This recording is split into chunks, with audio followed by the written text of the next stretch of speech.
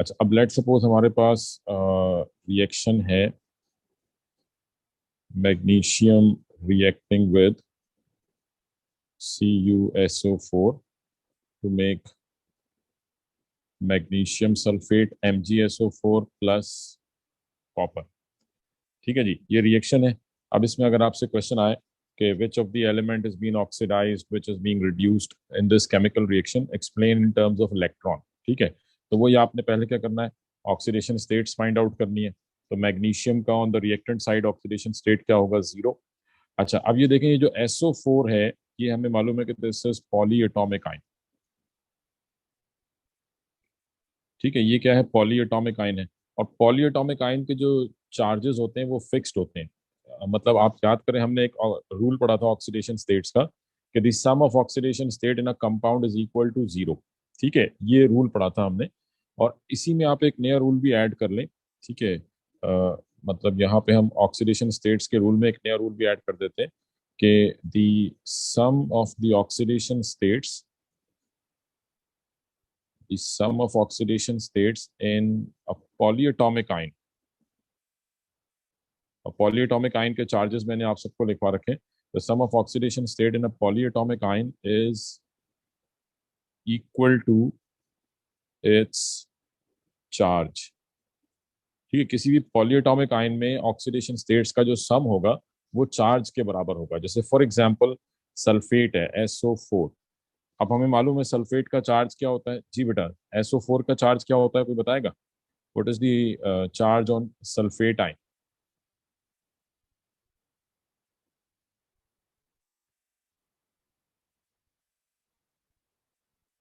-2। ठीक है जी, sulphate ion का चार्ज है -2।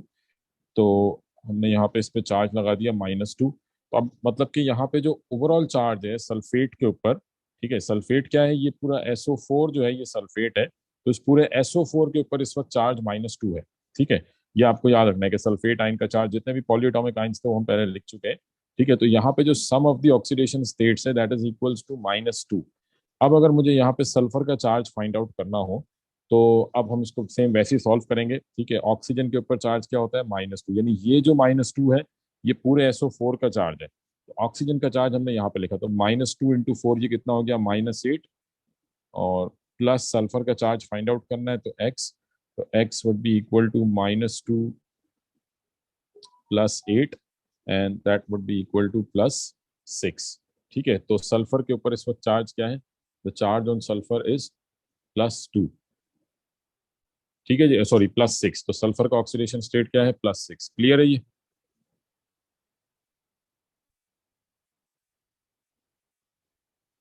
ठीक है, तो ये चीज ध्यान में रखें कि जो किसी भी जैसे अब फॉर एग्जांपल कार्बोनेट आयन है, कार्बोनेट आयन का फॉर्मूला क्या है, CO3 - 2।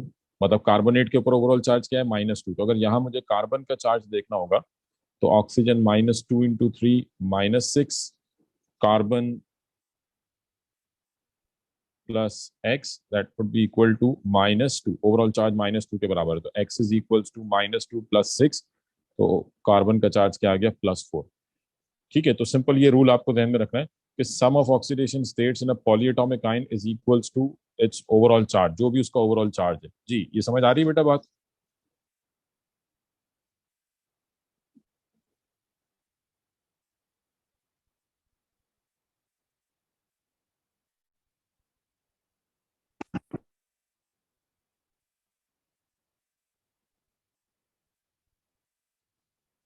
हाँ जी, ये रूल क्लियर है बेटा सबको? ठीक है, तो ये सिंपल हमने रूल की बात कर ली। मतलब ये एक थोड़ा सा एक जो चीज रह गई थी लास्ट टाइम पे, तो वो हमने इसको डिस्कस कर लिया। अच्छा, अब यहाँ पे क्या है देखें, जो सल्फेट है, अब बाद बच्चे इसको एस को अलग सॉल्व करेंगे, ओ को अलग सॉल्व करेंगे। आप सिंपल ये देखें कि जो आपका पॉलीएटॉमिक आयन है, जैसे यहाँ पे हमारे पास पॉलीएटॉमिक आयन क्या है, SO4। तो प्रोडक्ट साइड पर भी अगर ये SO4 ही है, जैसे यहाँ पे ये ब्रेक नहीं हुआ, सल्फर और ऑक्सीजन अलग अलग नहीं हुए, जैसे यहाँ पे ये SO4 है, ऐसे ही यहाँ पे भी SO4 है, मतलब इसमें कोई चेंज नहीं आया।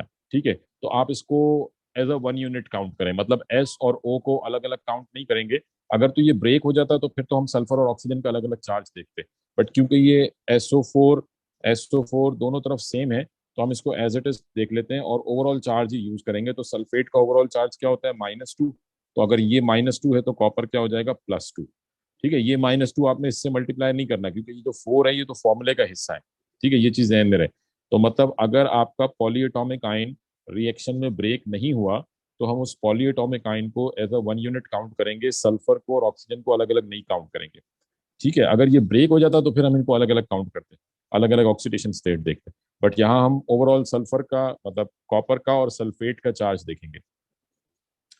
जी, ये बात समझ में आई है आप लोगों को? तो मैं एस को और ओ को सेपरेटली नहीं देखूंगा, पूरे सल्फेट का चार्ज देख रहा हूं मैं यहाँ पे। ठीक है जी, क्लियर है ये? तो हमने सिंपल देखा जी, सल्फेट -2 तो कॉपर क्या हो जाएगा, +2। ऐसे ही प्रोडक्ट साइड पर सल्फेट -2 तो मैग्नीशियम +2 और कॉपर 0। तो ये सिंपल आपने ऑक्सीडेशन स्टेट्स लगा दिए। अब अगर हम देखें तो मैग्नीशियम जो है ये 0 से +2 हुआ है। 0 से +2 तो मतलब इसने इलेक्ट्रॉन लॉस किए हैं या गेन किए हैं? जी, 0 से +2 हुआ है, तो ये लॉस ऑफ इलेक्ट्रॉन हुआ है या gain of electron? Loss of electron. अच्छा बेटा, मैं इसको रिपीट कर देता हूँ। मतलब मैं सिंपल ये कह रहा हूँ कि रिएक्टेंट साइड पर अगर आप देखें तो SO4 है। ठीक है, और प्रोडक्ट साइड पर भी SO4 है, मतलब ये ब्रेक नहीं हुआ। अगर ये ऐसे होता ना कि ये SO4, मतलब मैं अपनी तरफ से एक रिएक्शन लिख रहा हूँ ये जस्ट सिर्फ समझाने के लिए कि ये ऐसे टूट जाता है SO2 और O2, अब ये सेपरेट हो गए। तो अब मैं अलग अलग चार्ज देखूंगा, सल्फर का और ऑक्सीजन का सेपरेट चार्ज देखूंगा। बट क्योंकि यहाँ पे ये ब्रेक नहीं हुआ, जैसा ये रिएक्टेंट साइड पर है वैसा ही प्रोडक्ट साइड पर है, तो मैं ओवरऑल चार्ज को यानी सल्फर को और ऑक्सीजन को अलग अलग नहीं कंसिडर कर रहा, इनको 1 यूनिट कंसिडर कर रहा हूँ कि पूरे सल्फेट का चार्ज है -2 और पूरे सल्फेट का चार्ज है -2। अगर ये ब्रेक हो जाते तो फिर हम सल्फर को और ऑक्सीजन को सेपरेट कंसिडर करते। जी, समझ आ रही बेटा बात, क्लियर है अब?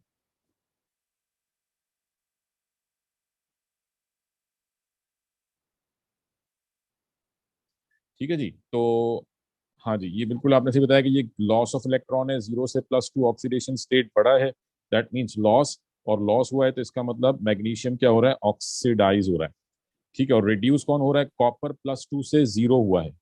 +2 से 0 दैट मीन्स के इसने इलेक्ट्रॉन, इसका ऑक्सीडेशन स्टेट कम हुआ है। +2 से 0 decrease in oxidation state, that means it is gaining electron, और गेन ऑफ इलेक्ट्रॉन है that means this is reduction. So copper reduce हो रहा है, मैग्नीशियम ऑक्सीडाइज हो रहा है। In terms of electron, we can say कि magnesium is losing electron and copper is gaining electron। हाँ जी, यहाँ तक क्लियर है सबको? ये वही लास्ट टाइम वाला, हमने थोड़ा सा इसको रिपीट भी कर लिया, कुछ नई चीज भी हमने इसमें देख ली। ये क्लियर है सबको? इसमें किसी को कोई कंफ्यूजन? यहाँ तक किसी को अगर कोई कंफ्यूजन है, कोई क्वेश्चन है तो पूछ लें बेटा जी। सबको क्लियर है?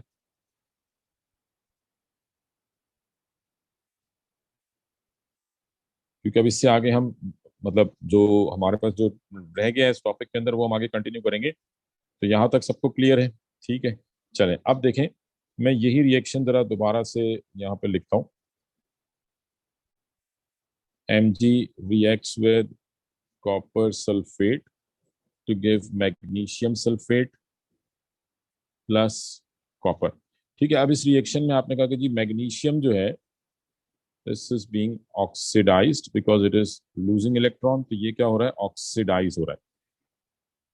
ठीक है, अब यहाँ पे हम दो नई टर्म्स ऐड करेंगे। कोई भी सब्सटेंस जो ऑक्सीडाइज हो रहा है, if a substance is being oxidise that means ये क्या कर रहा है, इट इज लूजिंग इलेक्ट्रॉन। ठीक है, ये इलेक्ट्रॉन लॉस कर रहा है और दूसरे सब्सटेंस को दे रहा है जो गेन कर रहा है इलेक्ट्रॉन। ठीक है, तो मैग्नीशियम जो है ये ऑक्सीडाइज हो रहा है, और मतलब हम कह रहे हैं कि जी magnesium is losing electron, that means it is oxidise. और in other term we can say कि magnesium is a reducing agent.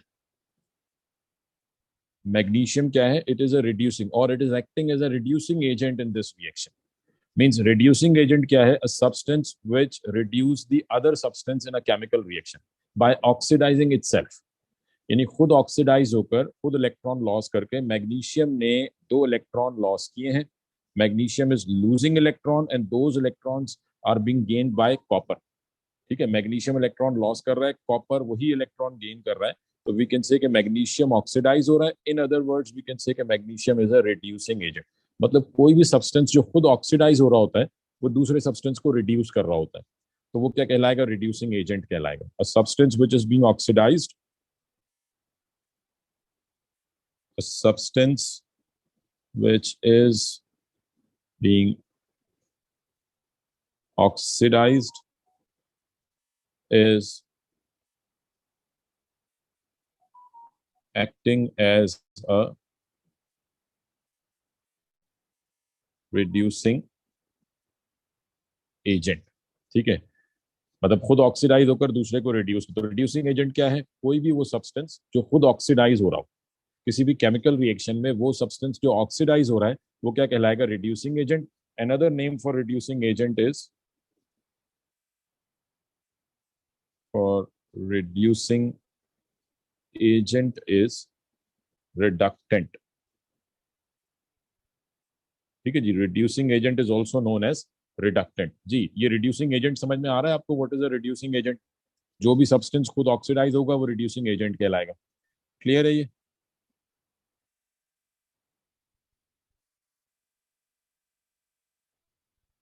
हाँ जी बेटा, ये रिड्यूसिंग एजेंट वाला कॉन्सेप्ट क्लियर है सबका, कि रिड्यूसिंग एजेंट्स क्या होते हैं? ठीक है, तो अब बताएं कि ऑक्सीडाइजिंग एजेंट क्या होगा। रिड्यूसिंग एजेंट तो हो गया जो खुद ऑक्सीडाइज हो रहा हो, तो ऑक्सीडाइजिंग एजेंट क्या होगा, जो खुद रिड्यूस हो रहा हो। ठीक है, यानी इस रिएक्शन में magnesium is acting as an oxidising agent. ठीक है, अब मुझे देखना है कि रिड्यूस कौन हो रहा है। यहाँ पे थोड़ा सा एक चीज आपको समझनी है। देखिए, रिड्यूस कौन हो रहा है, कॉपर सल्फेट में कॉपर के ऊपर चार्ज था +2, और कॉपर +2 से 0 हुआ है। तो बेसिकली यहाँ पे जो रिड्यूस हो रहा है वो कॉपर आयन है। Cu+2 से Cu0 हुआ है, तो वी कैन से कि copper ion is being reduced in this reaction. Copper ion ने इलेक्ट्रॉन गेन किए हैं, तो in actual words we can say कि जी कॉपर आयन रिड्यूस हो रहा है।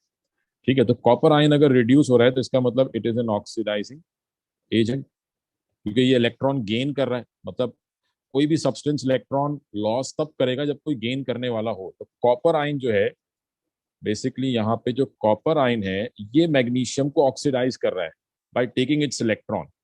ठीक है, अगर कॉपर आयन ना होता तो मैग्नीशियम इलेक्ट्रॉन लॉस नहीं कर, मतलब हमने कहा था कि लॉस एंड गेन दोनों कंपलसरी है किसी भी केमिकल, किसी भी रिडॉक्स रिएक्शन में। जब तक लॉस ऑफ इलेक्ट्रॉन नहीं होगा, गेन ऑफ इलेक्ट्रॉन नहीं होगा, तो ये दोनों चीजें जो है वो एक साथ, एक दूसरे के साथ रिलेटेड है। ठीक है, तो copper ion is oxidising magnesium, therefore copper ion is acting as an oxidising agent. या तो आप कॉपर आयन कह सकते हैं, या फिर आप पूरे कंपाउंड का नाम दे सकते हैं कॉपर आयन, और we can say CuSO4, copper sulphate is acting as an oxidising agent, ये भी कह सकते हैं। यानी अब ये थोड़ा सा एक मतलब वर्ड्स का एक मतलब आप कह लें कि आपने वर्ड्स को कैसे लिखना है वो आपने समझना है यहाँ पे, कि कॉपर आयन जो है, अगर हमसे पूछा जाए कि रिड्यूस कौन हो रहा है, तो हम कहेंगे कॉपर आयन। हम कभी भी ये नहीं कहेंगे कि कॉपर सल्फेट रिड्यूस हो रहा है, नो, ये आपने नहीं कहना कि कॉपर सल्फेट रिड्यूस हो रहा है, ये गलत है। ठीक है, रिड्यूस यहाँ पे कौन हो रहा है, copper ion, copper ion reduce हो रहा है। बट अगर आपसे पूछा जाए कि जी ऑक्सीडाइजिंग एजेंट क्या है, तो ऑक्सीडाइजिंग एजेंट आप ये भी कह सकते हैं copper ion is acting as an oxidising agent, और वी कैन से कि copper sulphate is acting as an oxidising agent. यानी ये पूरा कंपाउंड जो है वो ऑक्सीडाइजिंग एजेंट के तौर पे काम कर रहा है। समझ आ रही मेरी बात आपको? मैं इसकी एक दो एग्जांपल्स और भी देता हूँ, बट ये चीज क्लियर हो रही है आपको?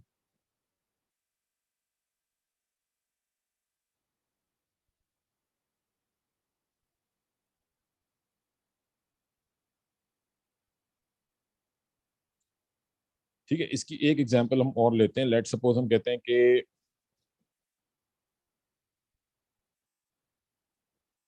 सपोज हमारे पास रिएक्शन है हाइड्रोजन, ये चलो इसको हम आसान रिएक्शन लेते हैं भी फिलहाल। ब्रोमीन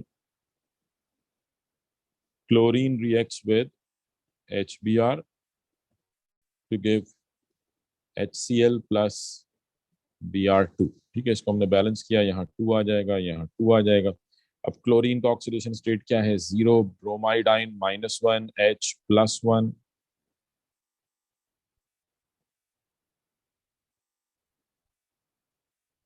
ठीक है जी, यहाँ पे Cl-1 H+1 और ब्रोमीन 0।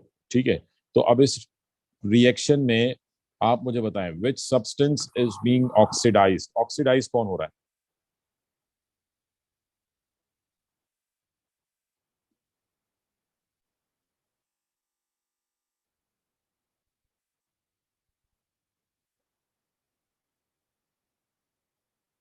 हाँ जी, which substance is being oxidised?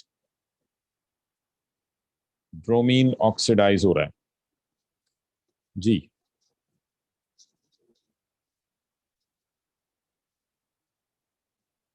एक आंसर आया, इसके अलावा और कोई? ब्रोमीन, अच्छा चलें देखते हैं। आ जाए, हम चेक करते हैं कि कौन ऑक्सीडाइज हो रहा है। तो ब्रोमीन आपने कहा, तो Br-। ठीक है, अब ये Br-, क्या है? ये ब्रोमाइड आयन है। ये ब्रोमाइड आयन है Br-। ठीक है, तो Br- जो है ये -1 से 0 हुआ है। इसका मतलब इसका ऑक्सीडेशन स्टेट बड़ा है, तो yes it is being oxidised. ठीक है, तो ऑक्सीडाइज यहाँ पे कौन हो रहा है? Br- या ब्रोमाइड आयन जो है ये ऑक्सीडाइज हो रहा है। ठीक है, ऑक्सीडाइज की अगर हमसे पूछा जाए कि which substance is being oxidised, Br- is oxidise. तो अब जो ऑक्सीडाइज हो रहा है वो क्या होगा? Reducing agent. तो रिड्यूसिंग एजेंट क्या है यहाँ पे? रिड्यूसिंग एजेंट क्या है? रिड्यूसिंग एजेंट है HBr। यानी पूरा HBr जो है वो अब HBr में जो सब्सटेंस ऑक्सीडाइज हुआ है वो सिर्फ Br- है, लेकिन HBr पूरा जो है वो रिड्यूसिंग एजेंट काउंट होगा। ठीक है, तो रिड्यूसिंग एजेंट यहाँ पे क्या है? HBr। ऐसे ही रिड्यूस क्यों कौन हुआ है? Cl जो है ये 0 से -1, इसका ऑक्सीडेशन स्टेट कम हो गया। 0 से -1 ऑक्सीडेशन स्टेट कम हो रहा है, दैट मीन्स के this is being reduced. So we can say कि क्लोरीन जो है इज बीइंग रिड्यूस्ड। और क्योंकि ये रिड्यूस हो रहा है, इसका मतलब this is acting as an oxidising agent. तो आप पूरे क्लोरीन को कह सकते हैं कि chlorine is acting as an oxidising agent. ठीक है, रिड्यूसिंग एजेंट पूरा कंपाउंड जो है वो as a reducing agent consider होगा। HBr is a reducing agent. ठीक है, और यहाँ पे क्लोरीन, यानी ऑक्सीडाइजिंग एजेंट या रिड्यूसिंग एजेंट ये पूरे कंपाउंड होते हैं। बस सिंपल आपको ये ध्यान में रखना है कि जो भी कंपाउंड है, यहाँ पे हमारे पास थाई क्लोरीन, तो हमने क्लोरीन को कंसिडर कर लिया। यानी जो भी आपके पास ऑक्सीडाइजिंग या रिड्यूसिंग एजेंट होगा पूरा कंपाउंड कंसिडर होगा। ठीक है, या लेकिन अगर आपसे सिर्फ ये पूछा जाए कि ऑक्सीडाइज क्या हो रहा है या रिड्यूस क्या हो रहा है, तो जो पर्टिकुलर आयन ऑक्सीडाइज या रिड्यूस हो रहा है सिर्फ उसकी बात होगी। ठीक है, पर्टिकुलर आयन, जो पर्टिकुलर आयन ऑक्सीडाइज या रिड्यूस हो रहा है, हम कहेंगे जी ये पर्टिकुलर आयन ऑक्सीडाइज हुआ है या ये रिड्यूस हुआ है। लेकिन जब एजेंट की बारी आएगी या एजेंट आपसे पूछा जाएगा, तो वो पूरा कंपाउंड जो है वो आप बताएंगे कि ये कंपाउंड ऑक्सीडाइजिंग एजेंट है या ये कंपाउंड रिड्यूसिंग एजेंट है। हाँ जी, क्लियर हो गई ये बात? इसमें किसी को कोई कंफ्यूजन, कोई क्वेश्चन?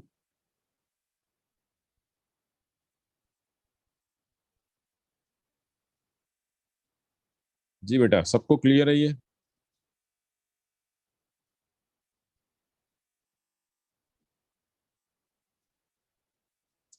ठीक है जी, तो चलें, ये तो हमने बात कर ली कि ऑक्सीडाइजिंग एजेंट क्या होते हैं। अच्छा, जैसे हमने ऑक्सीडाइजिंग रिड्यूसिंग एजेंट के लिए टर्म यूज की रिडक्टेंट, ऐसे ऑक्सीडाइजिंग एजेंट के लिए हम टर्म यूज कर सकते हैं ऑक्सीडेंट।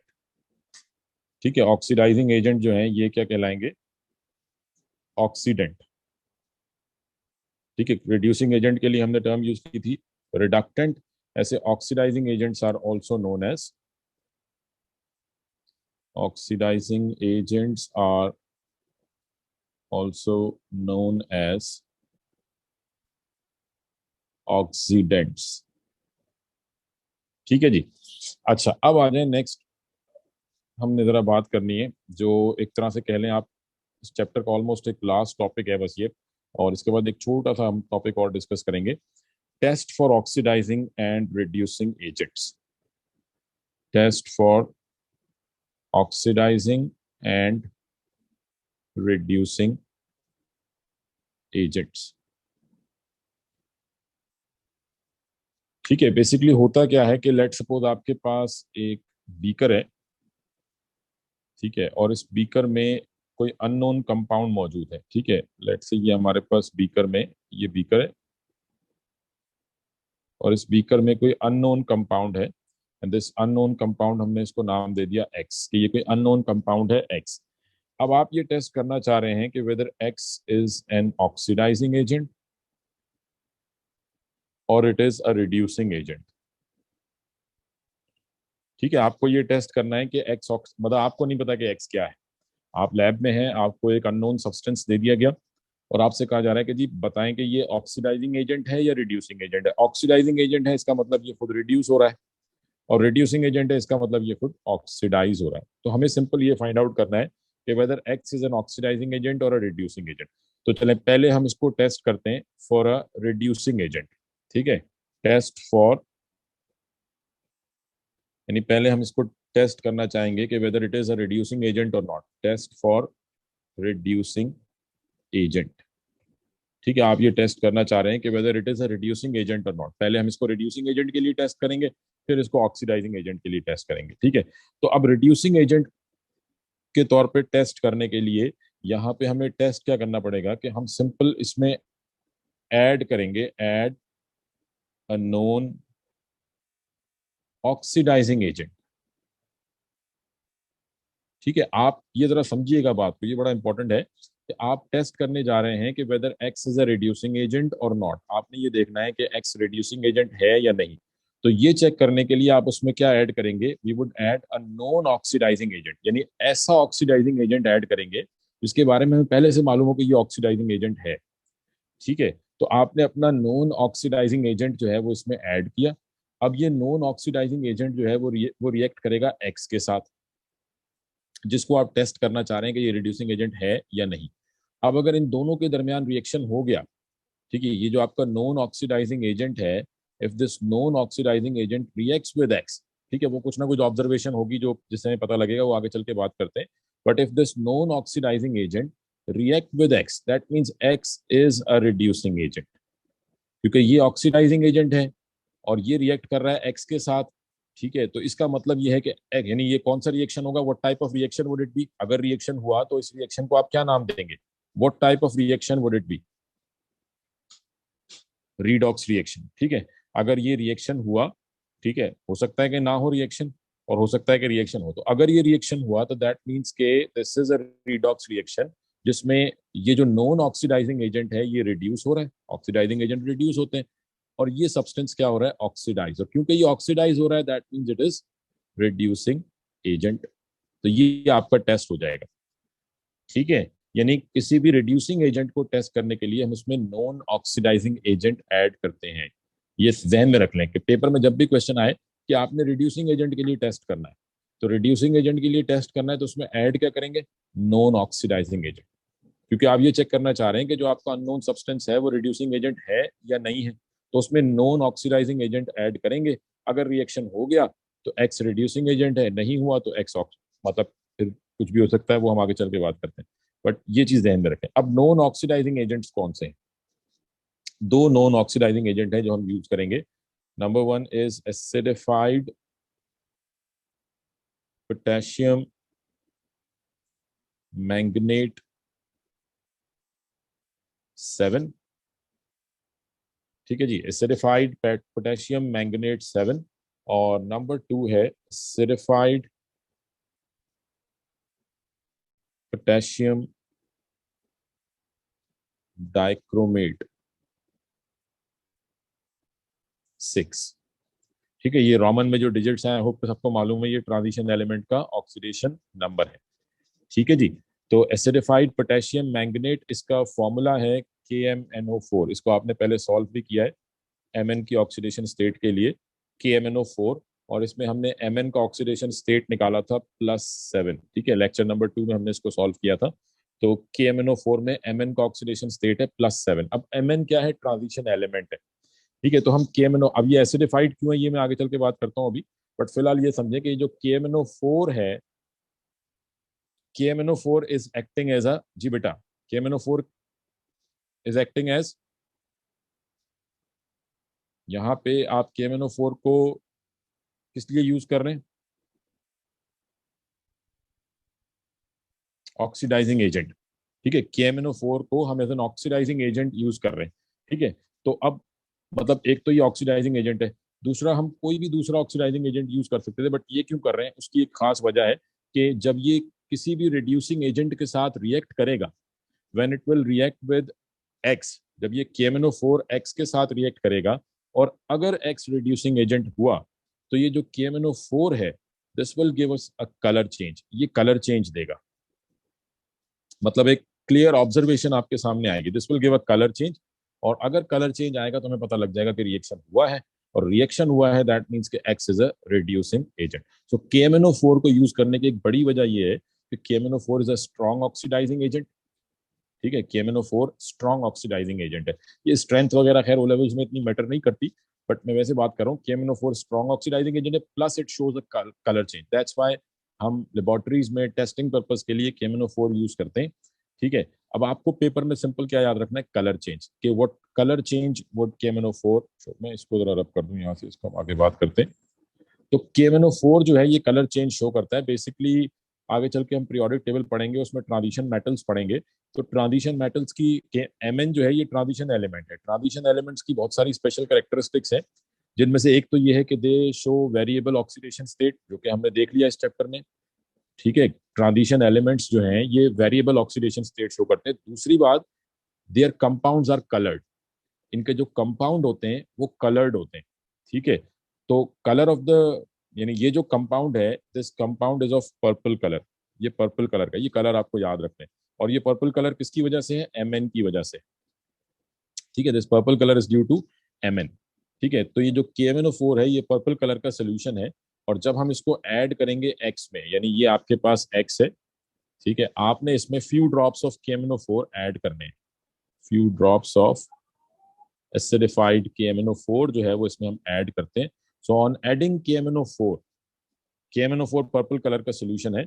ठीक है, और जब ये if it reacts with x, if X is a reducing agent, और इन दोनों के दरमियान रिडॉक्स रिएक्शन हुआ, तो ऑब्जर्वेशन हमें क्या मिलेगी कि जो KMnO4 है it would change its colour from purple to colourless, ये कलरलेस हो जाएगा। So if KMnO4 changes its color from purple to colorless, that means redox reaction occurs, and that means कि X is a reducing agent। मतलब ये हमारे पास observation होगी। Paper में अगर क्वेश्चन आए कि जी आपने KMnO4 ऐड किया in an unknown substance and it turns out कि जी that unknown substance is a reducing agent, so how would we know, कि हमें कैसे पता लगा कि it is a reducing agent. Basically KMnO4 के कलर चेंज से, if KMnO4 changes colour from purple to colourless, so इसका मतलब ये हो गया कि जिस चीज में आपने KMnO4 को ऐड किया है वो सब्सटेंस ऑक्सीडाइज हुआ है। ऑक्सीडाइज हुआ है इसका मतलब वो सब्सटेंस रिड्यूसिंग एजेंट है। ठीक है, तो KMnO4 जो है इसका सबसे इंपॉर्टेंट आपने जो चीज ध्यान रखनी है कि कलर चेंज क्या आता है। ठीक है, तो ये पर्पल से कलरलेस हो जाता है। ठीक है, और पर्पल से कलरलेस हो गया इसका मतलब ये रिडॉक्स रिएक्शन हुआ है and x is a reducing agent. ठीक है, अब क्यों हो रहा है, क्या वजह है, हम उस डिटेल में नहीं जा रहे, कोई नहीं पूछेगा आपसे। बस सिंपल आपने ये कलर चेंज ध्यान में रखना है, और कलर चेंज हो गया तो इसका मतलब रिएक्शन हुआ है। जी बेटा, यहां तक बात क्लियर है, इसमें कोई कंफ्यूजन किसी को?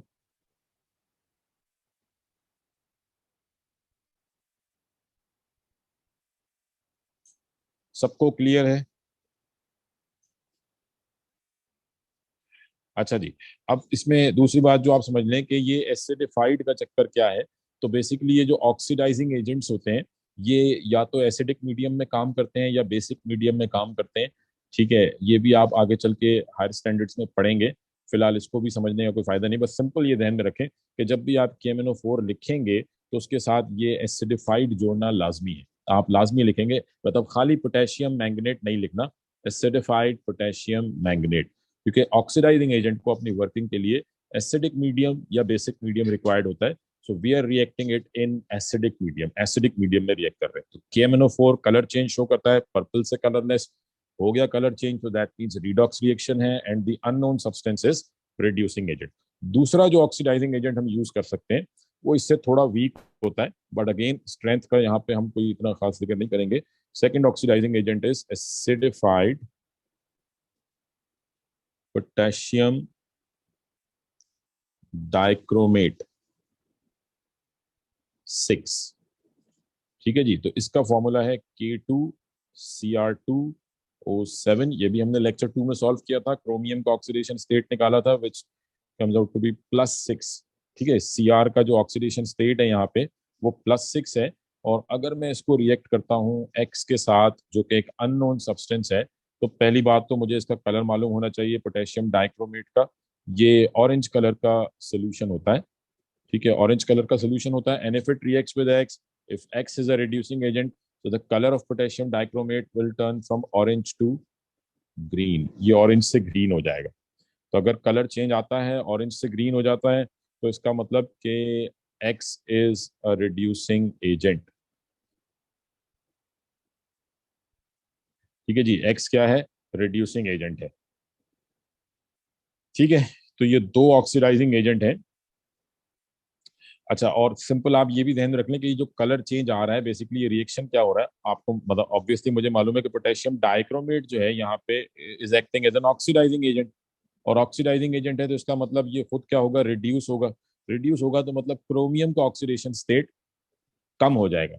ठीक है, ये इलेक्ट्रॉन गेन कर रहा होगा तो ऑक्सीडेशन स्टेट गिरेगा, सिंपल। ठीक है, ये चीज हम पहले डिस्कस कर चुके हैं। सही है जी, यहाँ तक क्लियर सबको? ये दो ऑक्सीडाइजिंग एजेंट आपको याद रखने, acidified potassium manganate, acidified potassium dichromate.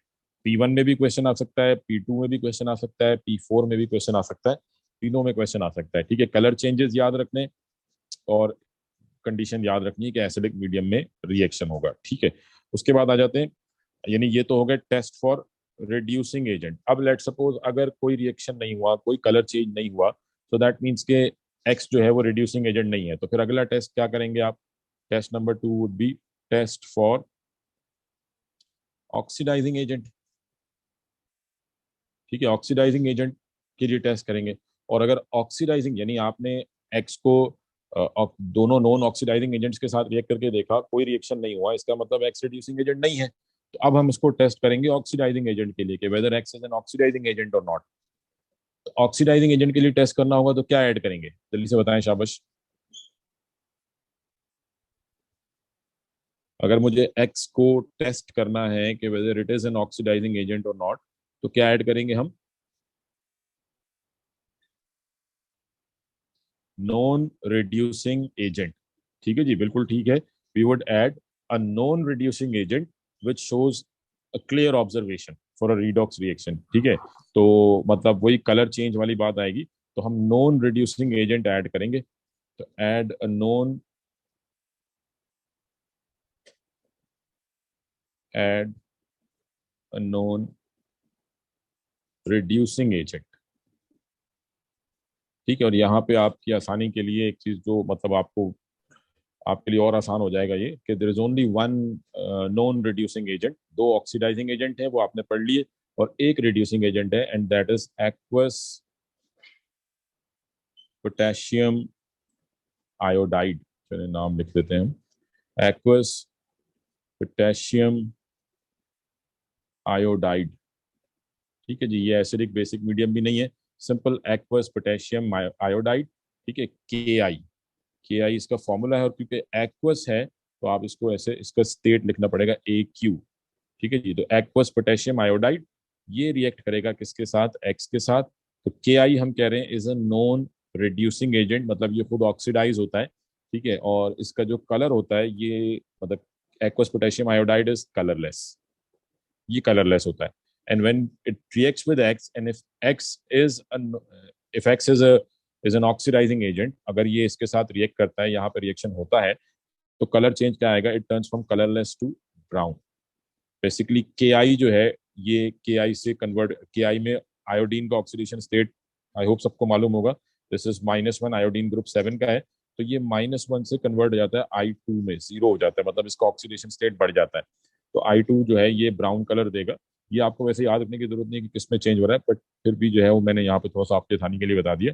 तो कलर चेंज क्या आएगा? Colourless to brown. तो if colour changes from colourless to brown, that means K X is क्या हो जाएगा? ऑक्सीडाइजिंग एजेंट, क्योंकि के रिड्यूसिंग एजेंट है। If K is reacting with X, तो इसका मतलब रिडॉक्स रिएक्शन हो रहा है, तो इसका मतलब एक्स क्या है? ऑक्सीडाइजिंग एजेंट है, इसका मतलब एक्स जो है ये रिड्यूस हो रहा है। ठीक है जी, क्लियर है बेटा? ये एक ही ऑक्सीडाइजिंग एजेंट है, सॉरी रिड्यूसिंग एजेंट है, जो आपको याद रखना है। दो ऑक्सीडाइजिंग एजेंट है, एक रिड्यूसिंग एजेंट है। ऑक्सीडाइजिंग एजेंट कौन कौन से हो गए? Acidified potassium manganate 7, colour change purple to colourless. Acidified potassium dichromate 6, colour change orange to green. और रिड्यूसिंग एजेंट कौन सा है? Aqueous potassium iodide, colour change colourless to brown. हाँ जी, सबको क्लियर है ये?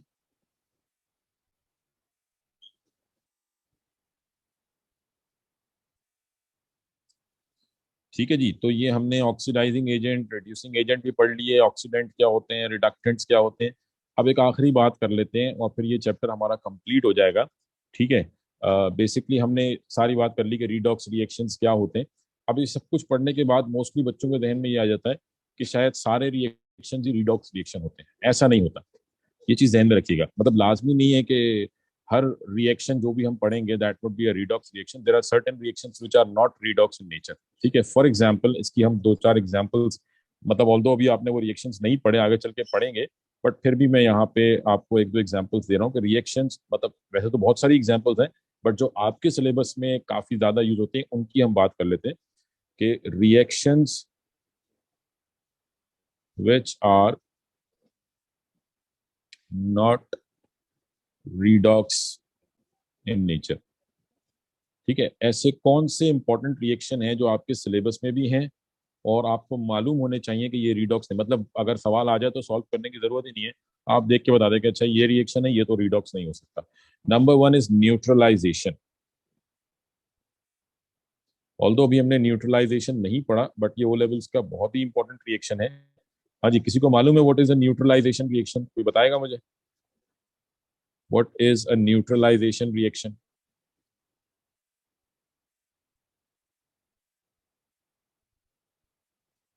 इसके अंदर कुछ भी फॉर्म ना हो रहा हो। जी, जिसके अंदर कुछ भी फॉर्म ना हो रहा हो। हाँ जी बेटा। Reaction of an acid and an alkali, जी बिल्कुल ठीक है। तो रीडॉक्स, सॉरी न्यूट्रलाइजेशन रिएक्शन क्या होता है कि when an acid reacts with an alkali, तो अल्कली की जगह पे भी हम सिंपल बेस कह देते हैं। ठीक है। तो बेसिकली न्यूट्रलाइजेशन एसिड और बेस के रिएक्शन होते हैं। मतलब मैं एक एग्जांपल यहाँ पे लिख देता हूँ। Suppose HCl reacts with sodium hydroxide to give NaCl plus H2O। ठीक है। अब इस रिएक्शन में मुझे सिंपल ये देखना है, मतलब मैं जस्ट ये प्रूव करना चाह रहा हूँ कि this is not a redox reaction. तो चले हम प्रूव करते हैं। Cl ग्रुप 7 का है -1, हाइड्रोजन नॉन मेटल के साथ है तो +1। अच्छा, अब देखें यहाँ पे एक और चीज भी आपको नजर आएगी। OH पॉलीएटॉमिक आयन है। मैंने आपसे कहा था ना, जब पॉलीएटॉमिक आयन टूट जाए, देखिए ये OH से यहाँ पे H2O में कन्वर्ट हो गया, तो दोनों अलग अलग हो गए। तो अब मैं इन दोनों को अलग अलग काउंट करूंगा। ठीक है। तो ऑक्सीजन का ऑक्सीडेशन स्टेट -2, सोडियम +1, और हाइड्रोजन क्या हो जाएगा क्योंकि नॉन मेटल के साथ है तो +1। तो ये 0 हो गया। ओवरऑल चार्ज कितना हो जाएगा? 0 हो जाएगा। Cl-1, sodium +1, oxygen -2, hydrogen +1। जी, ये ऑक्सीडेशन स्टेट्स क्लियर है बेटा सबको?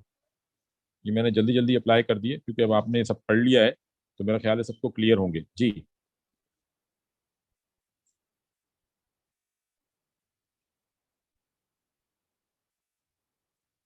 हाँ जी, ये जो ऑक्सीडेशन स्टेट्स मैंने अप्लाई किए हैं, सबको समझ आए हैं? ठीक है जी। तो अब इसमें देखें, किसी के ऑक्सीडेशन स्टेट में कोई चेंज नहीं आया। रिएक्शन से पहले हाइड्रोजन +1 था, बाद में भी +1 है। ठीक है। इसको मैंने बैलेंस नहीं किया रिएक्शन को। अब इसको बैलेंस कर लें। ये 2HCl हो जाएगा, ये 2 हो जाएगा, और यहाँ भी 2 आ जाएगा। है? नहीं, ये बैलेंस ही था ऑलरेडी। दो हाइड्रोजन, दो हाइड्रोजन। ठीक है, ये रिएक्शन ऑलरेडी बैलेंस था। अच्छा जी।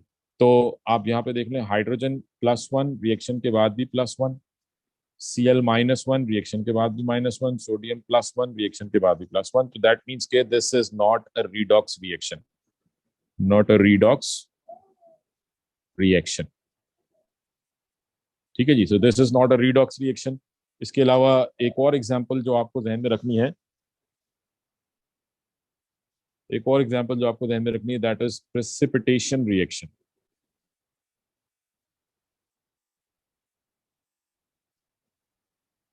ठीक है जी। प्रेसिपिटेशन रिएक्शन, अच्छा अब ये प्रेसिपिटेशन रिएक्शन क्या होते हैं ये मैं अभी फिलहाल डिस्कस नहीं करूंगा क्योंकि अभी आपने पढ़े ही नहीं है, आगे एसिड बेस वाले चैप्टर में हम पढ़ेंगे सॉल्ट फॉर्मेशंस के अंदर।